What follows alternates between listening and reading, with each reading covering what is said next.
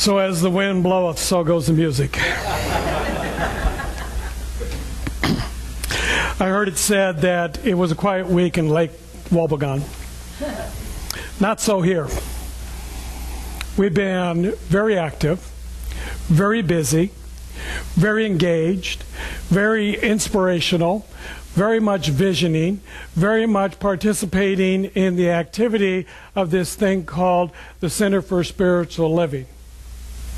And life is good. Life is very good all the time. As I was reading the passage today that Tatiana referred to in the 365 days, and the title of is The Christ Within Me. And at the time that Ernest Holmes and Raymond Charles Barker wrote this, it was very much in that period where everything was still very gender-oriented. And although I realized that there might be some rumblings around the word Christ, that there would be added to that the whole idea of gender as it shows up. And so it was very powerful when I heard Tatiana change that and include everybody, because that's the intent. That's what it's meant to be. So don't get lost in something that was. Create something that works for you now. I think it was Thomas Jefferson that rewrote the Bible so that it would fit what he wanted it to be in order for him to understand it. You can do this too. You have the power and the presence within you to create, to co-create whatever it is that you desire in your life. That's the teaching that we bring forth in Science of Mind. Science of Mind is really less of a religion and more of a philosophy. It's a faith. It's a way of living. And that's what we're trying to do here. We're trying to create a way of living so that when we show up, there is in our experience something for us to celebrate. How silly it would be for this council to come up with their vision, their purpose statement that says, well, we're here to celebrate. And then everybody comes in with doom and gloom and woe is me and oh, how terrible the world is. And what are you going to celebrate? And then you want to sit out there and you're expecting that I'm going to somehow create some joy for you in the next, 15 to 20 minutes, that you're going to have some celebration so that you can walk out of here and go back into the world and meet up with all of the conditions that are out there. If you want to celebrate life, then you have to step forward, step into, and become that which you desire. If you want to be in celebration, then you need to show up here in joy and in celebration and in knowing that you have attracted that which you are.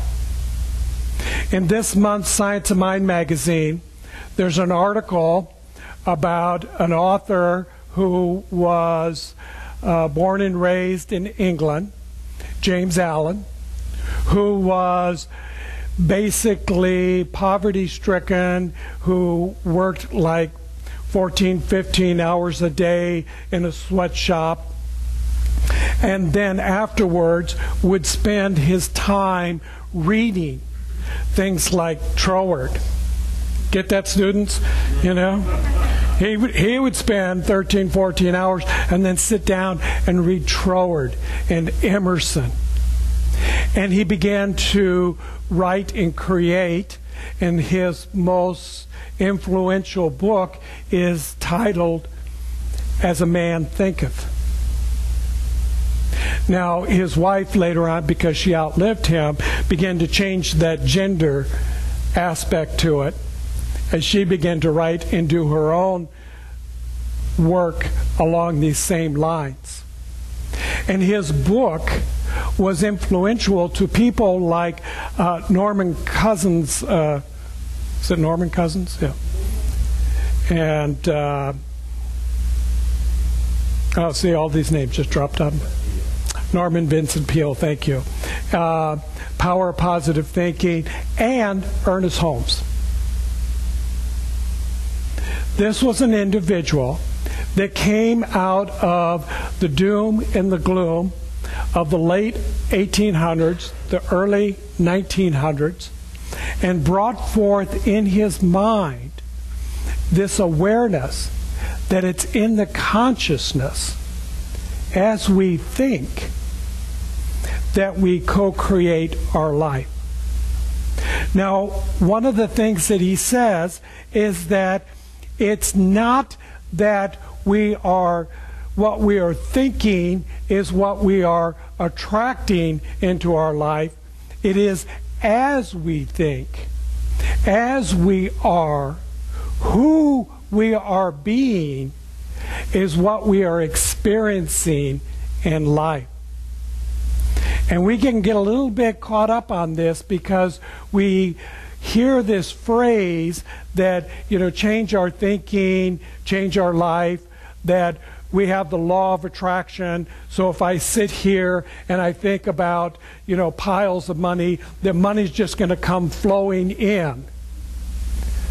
But the reality is that you have to be that. You have to be that.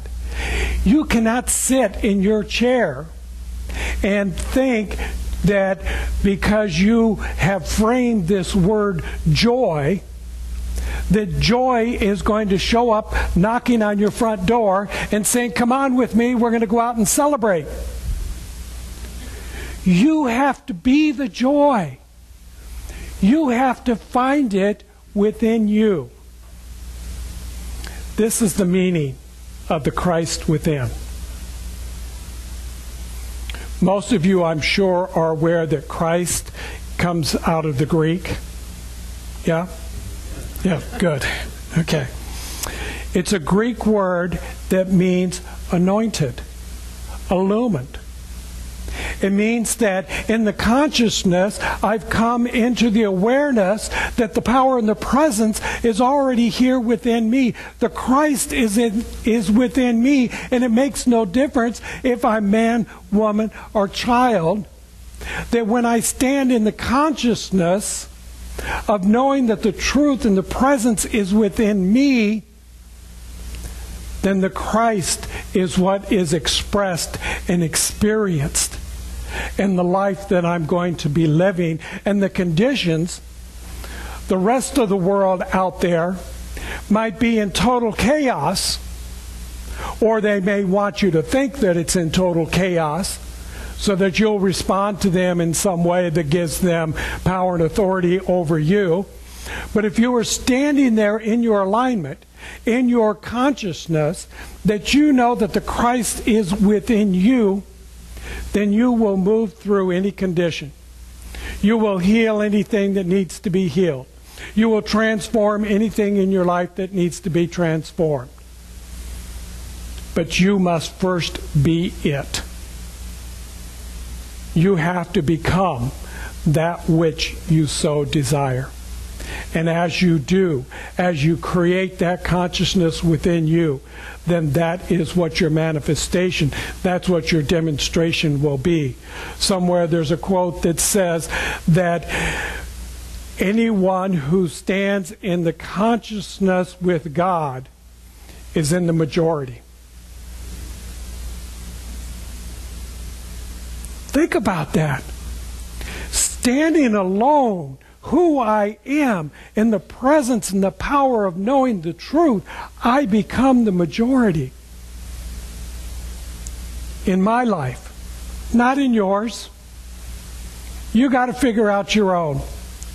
You have to live your own life. You have to be the one that steps up and becomes the Christ within you. And again, this is not the family name of the man from Nazareth. Actually, he was referred to as Jesus of Nazareth.